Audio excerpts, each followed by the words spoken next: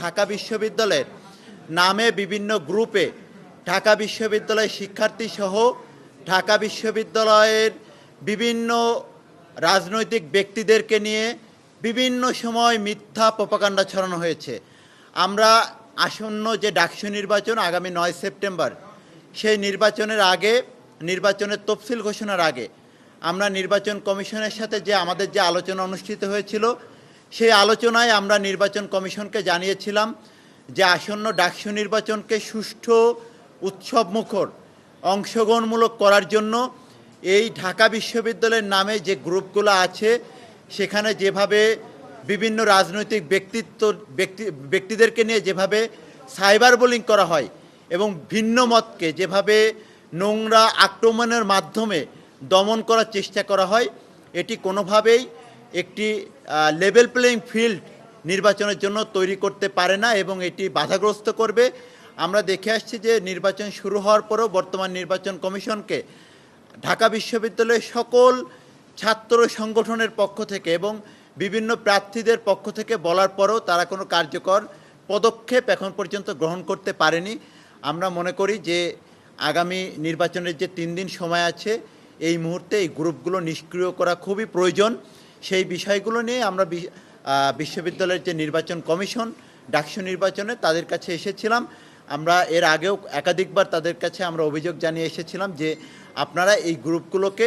নির্বাচনের সময় পর্যন্ত অন্তত নিষ্ক্রিয় রাখার ব্যবস্থা গ্রহণ করেন, কেননা তারা এই গ্রুপগুলোর যারা মডারেটর তাদের সাথে অফিসিয়ালি মিটিং করেছে। যেহেতু তারা আমাদের বিশ্ববিদ্যালয়ের ভাই অথবা বোন, তো আমরা চাই যে একটি লেভেল প্লেয়িং ফিল্ড এবং সকলের জন্য একটি উপযুক্ত অংশগ্রহণমূলক পরিবেশের জন্য এই গ্রুপগুলো এখন নিষ্ক্রিয় রাখা প্রয়োজন, যাতে কেউ এই গ্রুপগুলোর মাধ্যমে কোনো মিথ্যা প্রপাগান্ডা না ছড়াতে পারে এবং ঘৃণার যে বিষবাষ্প ছড়ানোর চেষ্টা হয় সেটি যাতে কোনো প্রার্থী কিংবা কোনো সংগঠনের বিরুদ্ধে ছড়ানো না হয়। আমরা বিশ্বাস করি শিক্ষার্থীরা 9 সেপ্টেম্বর ভোট কেন্দ্রে উপস্থিত হয়ে তাদের ভোটাধিকার প্রয়োগের মাধ্যমে তাদের যে পছন্দের প্রার্থী তাকে বাছাই করতে চাইবেন এবং তারা উপস্থিত হবেন বলে আমরা বিশ্বাস করি। কিন্তু তারপরেও আমরা দেখছি যে মাঠের রাজনীতিতে পেরে না উঠে শিক্ষার্থীদের মন জয় করতে ব্যর্থ হওয়ার পর অনেকেই অনলাইন প্ল্যাটফর্মকে ব্যবহার করে অনেকের বিরুদ্ধে, অনেক সংগঠনের বিরুদ্ধে, ব্যক্তির বিরুদ্ধে প্রোপাগান্ডা করছেন। আমরা মনে করি এই ধরনের কার্যক্রম ঢাকা বিশ্ববিদ্যালয় ক্যাম্পাসের যে গণতান্ত্রিক পরিবেশ, নির্বাচনী পরিবেশ, সেগুলোকে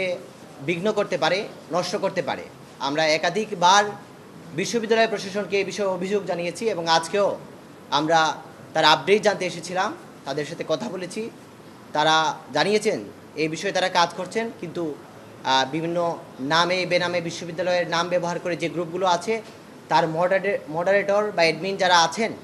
তারা ক্যাম্পাসের শিক্ষার্থী হওয়ার সত্ত্বেও শিক্ষকদের প্রতি যথেষ্ট সম্মানসূচক আচরণ করছেন না বলে আমাদেরকে নির্বাচন কমিশন জানিয়েছেন এবং সম্পূর্ণই অসহযোগিতা করছেন। আমরা বলেছি যে আইসিটি বিভাগ এবং বিশ্ববিদ্যালয় প্রশাসন একাডেমিক অ্যাকশনের মাধ্যমে যেন এইসব গ্রুপগুলোর মডারেটর বা অ্যাডমিনদের কার্যক্রমকে নিয়ন্ত্রণ করার চেষ্টা করেন, যাতে ক্যাম্পাসের ডাকসু নির্বাচনী পরিবেশ কোনোভাবেই বিঘ্ন না হয়, নষ্ট না হয়। আমরা ঢাকা বিশ্ববিদ্যালয়ের শিক্ষার্থীদের যে গণতান্ত্রিক অধিকার, সেই গণতান্ত্রিক অধিকার প্রতিষ্ঠার জন্য নয়, আমরা ভবিষ্যতে তাদের যে ভোটাধিকার সেটাও যেন তারা শতভাগ প্রয়োগ করতে পারেন, সেই ধরনের পরিবেশ বিশ্ববিদ্যালয়ের শিক্ষার্থীদের উপহার দিতে চাই। এবং আসন্ন 9 তারিখ ডাকসু নির্বাচনে কোনো ধরনের সমস্যা ছাড়াই, অনলাইন অফলাইন যে কোনো ধরনের সমস্যা ছাড়াই যেন ডাকসু নির্বাচন বাস্তবায়িত হতে পারে, সেই জন্য আমরা আমাদের সর্বোচ্চটুকু দিয়ে ক্যাম্পাসে থাকবো, শিক্ষার্থীদের পাশে থাকবো, প্রশাসনের পাশে থাকবো।